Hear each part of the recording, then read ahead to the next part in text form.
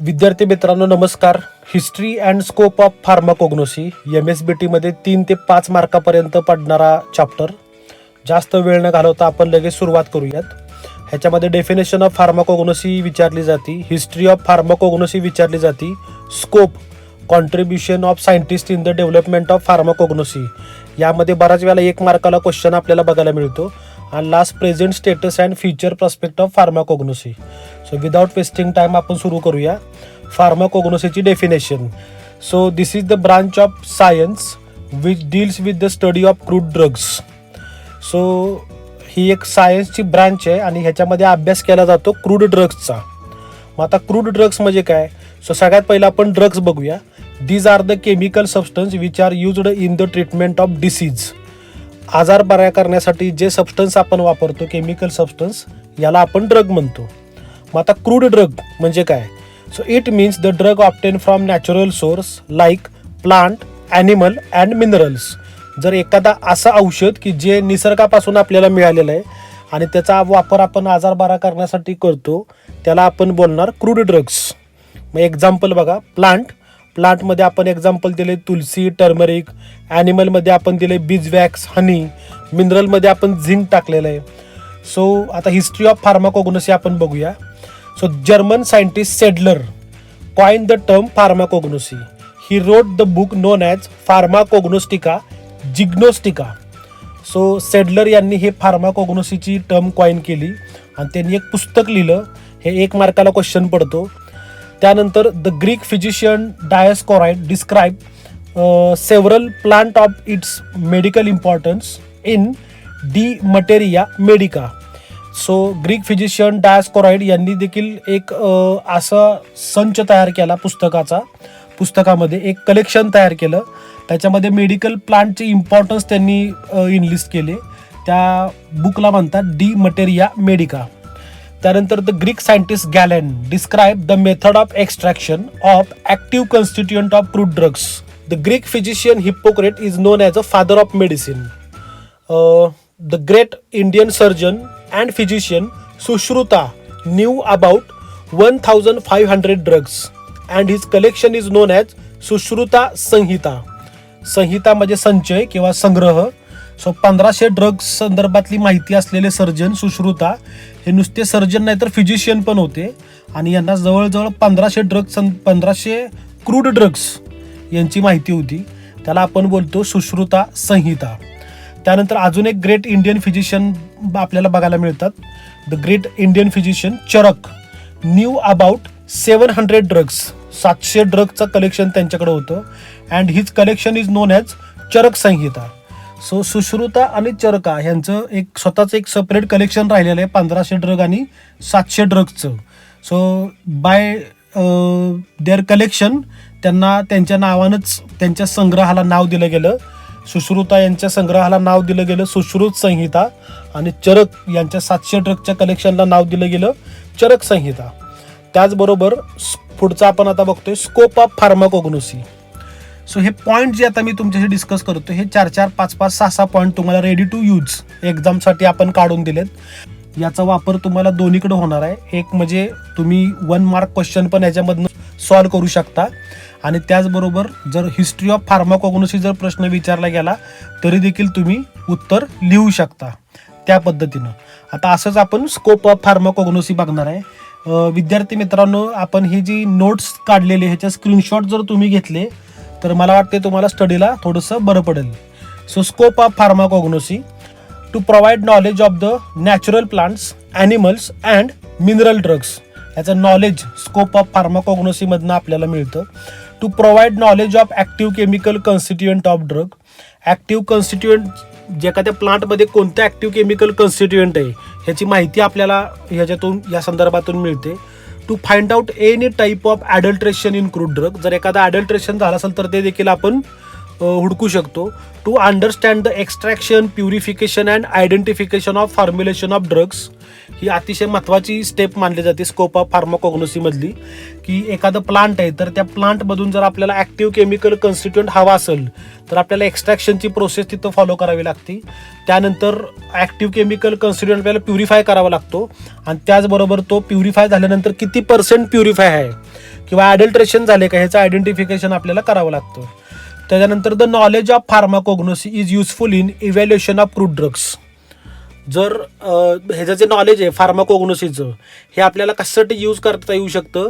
So ड्रगचं आपल्याला evaluation याच्या मार्फत करता येऊ शकतं. मला वाटतं ॲडल्ट्रेशन अँड इव्हॅल्युएशन हा चॅप्टर आपण ऑलरेडी डिस्कस केलेला आहे. यूट्यूबवर माझे ते चॅप्टर मी ऑलरेडी पोस्ट केलेले आहेत. The knowledge of pharmacognosy is useful in manufacturing of spices, मसाले पदार्थ, पेपर्स, कागद, डेअरी प्रोडक्ट्स आणि बेकरी प्रोडक्ट्स. ह्याच्यामध्ये आपल्याला फार्माकोग्नोसीचं नॉलेज आपल्याला थोडंसं युजफुल ठरतं. The knowledge of pharmacognosy is also useful in manufacturing of pharmaceutical dosage form. जे आपण क्रूड ड्रगपासून मॅन्युफॅक्चरिंग करणार आहे फार्मास्युटिकल प्रोडक्ट, त्याच्या डोसेज फॉर्ममध्ये देखील आपल्याला फार्माकोग्नोसीचं नॉलेज हे युजफुल ठरतं. सो अशा प्रकारे हे पॉईंट आपण काढलेले आहेत. त्यानंतर आपण एक टेबल तयार केला आहे विद्यार्थी मित्रांनो. ह्याचा देखील तुम्ही एक स्क्रीनशॉट जर घेतला तर मला वाटते थोडंसं तुम्हाला स्टडीला थोडं बरं पडेल. सो काय आहे बघा, contribution of scientist in development of pharmacognosy.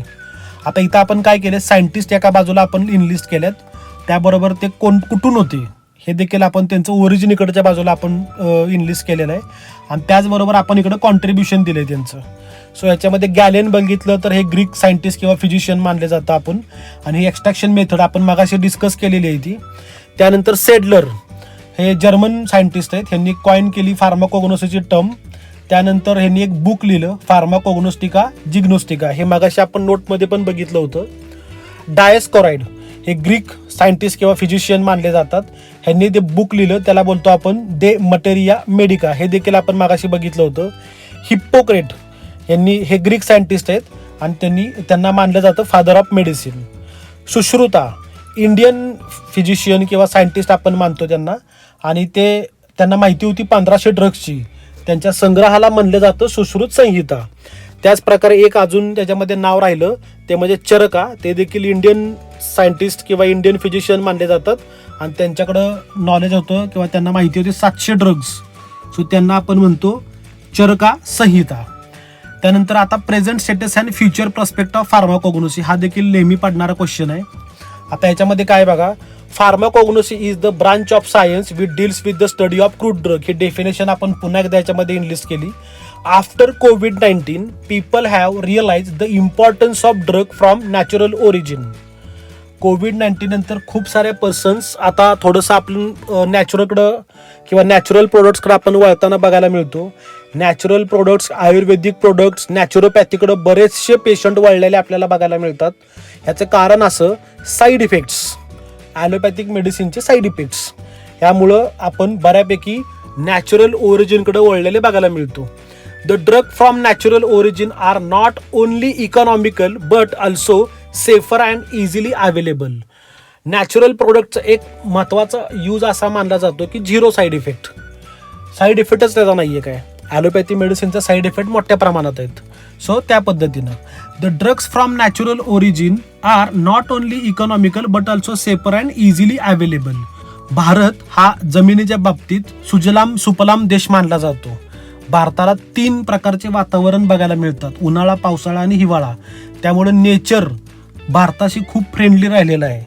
बाकीच्या देशांची कंडिशन जर आपण बघायला गेलं तर भारत हा खूप सुजलाम सुफलाम देश मानला जातो. इथं खूप साऱ्या प्लांटचं आपण उत्पन्न घेतो, त्यामुळं इथं इझिली अवेलेबल जो पार्ट आहे तो मला वाटते तुमच्या आता लक्षात आला असेल मी काय म्हणतोय. After COVID-19 all over the world increase the demand of herbal drugs. COVID-19 नंतर आपण जे साईड इफेक्ट बघतोय ॲलोपॅथी मेडिसिनचे, त्यानंतर खूप साऱ्या कंट्रीज, खूप सारे देश हे देखील हर्बल प्रोडक्टकडे आपल्याला वळलेले बघायला मिळतात. More than 80% of world population depend on crude drugs. 80% जास्त पॉप्युलेशन आत्ताच्या काळामध्ये हे क्रूड ड्रग यूज करताना आपल्याला बघायला मिळतं किंवा क्रूड ड्रग्सवर डिपेंड आहे हे आपल्याला बघायला मिळतं. Now this is digital era. So people are becoming aware of the severe side effect of synthetic drugs म्हणजे allopathic medicine. Now they move in natural best treatment. Nowadays, rapid innovation in the biochemistry and pharmacology is indirectly connected with modification of crude drug. So बऱ्याच वेळेला आता combination therapy पण बघायला मिळते, ज्याच्यामध्ये allopathy आणि natural प्रोडक्टचं आपल्याला कॉम्बिनेशन होताना बघायला मिळते. सो त्या पद्धतीनं अशा प्रकारे आपण स्कोप ऑफ फार्माकोग्नोसी बघितलं, त्यानंतर आपण हिस्ट्री बघितली, कॉन्ट्रीब्युशन बघितलं आणि लास्टला आपण बघितलं प्रेझेंट स्टेटस किंवा future prospect of pharmacognosy. So विद्यार्थी मित्रांनो, हा 3 ते 5 मार्काला छोटासा चॅप्टर आहे, खूप सारे मार्क देऊन जातो. बरेचसे विद्यार्थी ह्या चॅप्टरकडे अंडर एस्टिमेट करतात. बऱ्याच वेळेला विद्यार्थ्यांना कन्सेप्ट समजलेल्या नसतात.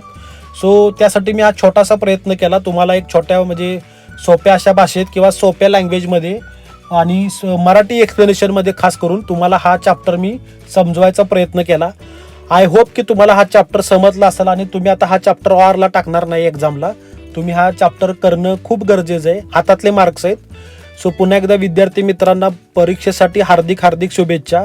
खूप चांगला पेपर लिहा, कॉन्फिडंट पेपर लिहा आणि त्याचबरोबर जर व्हिडिओ तुम्हाला आवडली असेल तर प्लीज विद्यार्थी मित्रांनो सबस्क्राईब करायला विसरू नका. सबस्क्राईब केल्यानंतर तुम्हाला पुढच्या ज्या व्हिडिओज आहेत हे ऑटोमॅटिक मिळून जातील. जर चॅप्टर तुम्हाला आवडला असेल तर मगच तुम्ही लाईक आणि कमेंट टाका. त्याचबरोबर आपले जे विद्यार्थी मित्र आहेत ज्यांना फार्माकोग्नोसी अवघड वाटतंय त्या विद्यार्थ्यांना ही व्हिडिओ शेअर करा, जेणेकरून त्यांचा देखील फायदा या एक्झाममध्ये होऊन जाईल. धन्यवाद.